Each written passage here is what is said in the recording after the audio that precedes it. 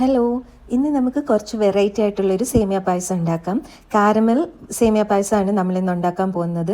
Caramel ഒഴിച്ച് നമ്മൾ plum കേക്കൊക്കെ ക്രിസ്മസിന് ഉണ്ടാക്കാറുണ്ട്. അപ്പോൾ ഈ ക്രിസ്മസിന് കാരമലുള്ള ഒരു പായസം കൂടി ഇരിക്കട്ടെ. ഫസ്റ്റ് നമുക്ക് കാരമൽ പ്രിപ്പയർ ചെയ്യാം. ഇതിനായിട്ട് അടി കട്ടിയുള്ളൊരു പാത്രത്തിലേക്ക് 1 കപ്പ് ഷുഗർ ഇട്ട് കൊടുക്കുക. എന്നിട്ട് മീഡിയം ഫ്ലെയിമിൽ വെച്ച് ചൂടാക്കണം. ആദ്യമേ തന്നെ നമ്മൾ ഈ ഷുഗർ ഇളക്കി കൊടുക്കുകയൊന്നും വേണ്ട.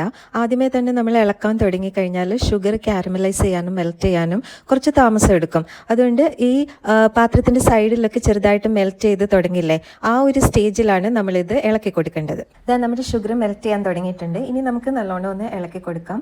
അതായത് എല്ലാ ഷുഗറും നല്ലോണം മെൽറ്റ് ആവുന്നവരെ ഒന്ന് ഇളക്കി കൊടുക്കാം. അത് കഴിയുമ്പോഴേക്കും ഷുഗറിൻ്റെ കളർ മാറി ഒരു 2-3 മിനിറ്റ്സിൽ തന്നെ ഇതിന് നല്ലൊരു ബ്രൗൺ കളർ വരും. സോ അതിൻ്റെ അർത്ഥം ഷുഗർ കാരമലൈസ്ഡ് ആയി എന്നാണ്. ഇനി ഇതിലേക്ക് നമ്മൾ 1 കപ്പ് ഓഫ് വാട്ടറും കൂടെ ഒഴിക്കുകയാണ്. അപ്പോൾ വാട്ടർ ഒഴിക്കുമ്പോൾ കുറച്ച് ദൂരെ നിന്ന് ഒഴിക്കാൻ ശ്രദ്ധിക്കണം. കാരണം കാരമലൈസ്ഡ് ആയിട്ടിരിക്കുന്ന ഈ ഒരു ഷുഗറിനകത്തേക്ക് നമ്മൾ വെള്ളം ഒഴിക്കുമ്പം അത് നല്ലോണം ഇങ്ങനെ പൊട്ടിത്തെറിച്ച് പുറത്തേക്ക് വരാൻ സാധ്യതയുണ്ട്. അതുകൊണ്ട് മുഖമൊക്കെ മാറ്റി പിടിച്ചിട്ട് ഒഴിച്ചു കൊടുക്കണം. നമ്മുടെ കാരമൽ നല്ല ഭംഗിയുള്ള ഒരു ബ്രൗൺ കളറിൽ വന്നിട്ടുണ്ട്. ഇനി ഇതിനകത്തേക്ക് നമ്മളൊരു 5 ടേബിൾ സ്പൂൺ കണ്ടൻസ് മിൽക്ക് ഒഴിച്ചു കൊടുക്കുകയാണ്. ഇപ്പോൾ ലോ ഫ്ലെയിമിൽ ഇട്ടാൽ മതി.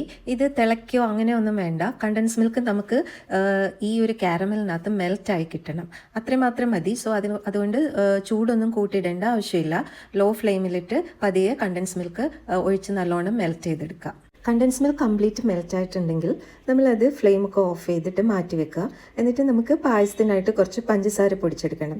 പഞ്ചസാരക്കകത്ത് നമ്മൾ കുറച്ച് 2-3 ഏലക്കായും കൂടി ചേർക്കുന്നുണ്ട്. ഇനിയിപ്പോൾ ഒരു പാൻ അടുപ്പത്ത് വെച്ച് ഇതിലേക്ക് 1 ടീസ്പൂൺ ഗീ ഒഴിച്ചു കൊടുക്കുക. ഈ ഗീ മെൽറ്റായി കഴിയുമ്പോഴേക്കും നമ്മുടെ വെർമിസലി ഒരു 1 കപ്പ് വെർമിസലി എടുത്തിട്ട് നമ്മൾ ഇതിലേക്ക് ഇട്ടിട്ടൊന്ന് ഫ്രൈ ചെയ്തെടുക്കണം. ഒരു 2 മിനിറ്റ്സ് ഫ്രൈ ചെയ്താൽ നല്ലതാണ്. എൻ്റെ കയ്യിലിരിക്കുന്ന വെർമിസലി ഓൾറെഡി ഇത് ഫ്രൈഡ് ആണ്. ബട്ട് സ്റ്റിൽ ഞാൻ ഒന്നും കൂടി അതിന് നല്ലൊരു ഫ്ലേവർ എൻഹാൻസ് ചെയ്യാൻ വേണ്ടി ആ ഗീൻ്റെ ഒക്കെ ഒരു ഫ്ലേവർ കിട്ടാൻ വേണ്ടിയിട്ട് ഞാൻ ഒന്നുകൂടി 2 മിനിറ്റ്സ് ഫ്രൈ ചെയ്യുന്നുണ്ട്. ഇനി ഫ്രൈ ചെയ്ത് വെച്ച ഈ വെർമിസലിയിലേക്ക് നമ്മളൊരു 1.5 ലിറ്റർ 1.5 ലിറ്റർ മിൽക്ക് ഒഴിച്ചു കൊടുക്കുകയാണ്. ഈ മിൽക്കിനകത്ത് കിടന്ന് വെർമിസലി നല്ലോണം കുക്ക്ഡ് ആവണം.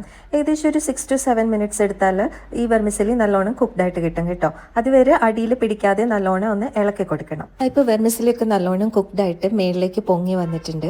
അപ്പോൾ ഇതിലേക്ക് നമ്മൾ പൊടിച്ചു വെച്ചിരിക്കുന്ന പഞ്ചസാര ആഡ് ചെയ്ത് കൊടുക്കുകയാണ്. ഈ പഞ്ചസാര ഇനി നമ്മൾ കട്ട കെട്ടാതെ നല്ലോണം മിക്സ് ചെയ്ത് ഇതിനകത്തേക്ക് ചേർക്കണം. പഞ്ചസാര നല്ലോണം മിക്സ് ആയി കഴിഞ്ഞാൽ നമ്മൾ നേരത്തെ ഉണ്ടാക്കി വെച്ച caramel and milk made mix ഈ പായസത്തിലേക്ക് ആഡ് ചെയ്ത് വീണ്ടും നമ്മൾ നല്ലോണം മിക്സ് ചെയ്ത് ചേർക്കുകയാണ്. കുറച്ച് നേരം ഇളക്കി കൊടുക്കണം. ഒരു 2-3 മിനിറ്റ്സ് അങ്ങനെ ഇളക്കുമ്പോഴേക്കും ആ കാരമലിൻ്റെ ഫ്ലേവർ കംപ്ലീറ്റ് ആ പായസത്തിലേക്ക് നല്ലോണം പിടിക്കും. അപ്പോൾ അതുവരെ ഒന്ന് നല്ലോണം ഇളക്കി കൊടുക്കണം. ഈ സമയത്ത് നമ്മൾ ലോ ഫ്ലെയിമിലിട്ട് വെക്കണം. പായസം അവിടെ ലോ ഫ്ലെയിമിലിരുന്ന് ഒന്നുകൂടി ഒന്ന് കുക്കാവട്ടെ. ഇടയ്ക്കിടയ്ക്ക് ഇളക്കി കൊടുക്കണം കേട്ടോ. ആ സമയത്ത് നമുക്കൊരു പാൻ ചൂടാക്കി അതിലേക്ക് 1 ടീസ്പൂൺ ഗീ ഒഴിക്കണം. ഇനി ഇതിലേക്ക് നമുക്ക് കാഷ്യൂസ് ആൻഡ് റേസിൻസ് ഫ്രൈ ചെയ്തെടുക്കാൻ പോവാണ്. അപ്പോൾ കാഷ്യൂസ് ആൻഡ് റേസിൻസും ഒക്കെ ഞാൻ ഏകദേശം ഒരു 2 ടേബിൾ സ്പൂൺ വെച്ചിട്ടാണ് എടുത്തിട്ടുള്ളത്. നിങ്ങൾക്ക് ഇഷ്ടമുള്ള അത്രയും ആഡ് ചെയ്യാം കേട്ടോ. അത് ഈ ഗീനകത്തേക്ക് ചേർത്തിട്ട് നല്ലോണം ഒന്ന് ഗോൾഡൻ ബ്രൗൺ ആവുന്നവരെ ഫ്രൈ ചെയ്തെടുക്കാം. ഇവിടെ നമ്മുടെ കാഷ്യൂസ് നല്ല ഗോൾഡൻ ബ്രൗൺ കളറിൽ വന്നിട്ടുണ്ട്. ഇനിയിപ്പോൾ ഞാൻ അത് മാറ്റി വെച്ചിട്ട് നമ്മുടെ പായസം ഒന്ന് നോക്കാം. പായസം നല്ല കാരമൽ കളറായിട്ട് വരുന്നുണ്ട്.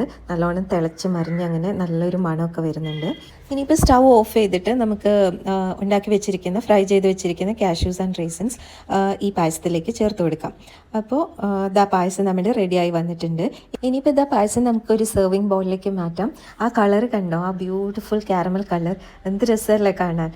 ടേസ്റ്റ് നല്ലതാണ് കേട്ടോ. ഇത് എല്ലാവരും ഉറപ്പായിട്ടും ഒന്ന് ട്രൈ ചെയ്ത് നോക്കണം.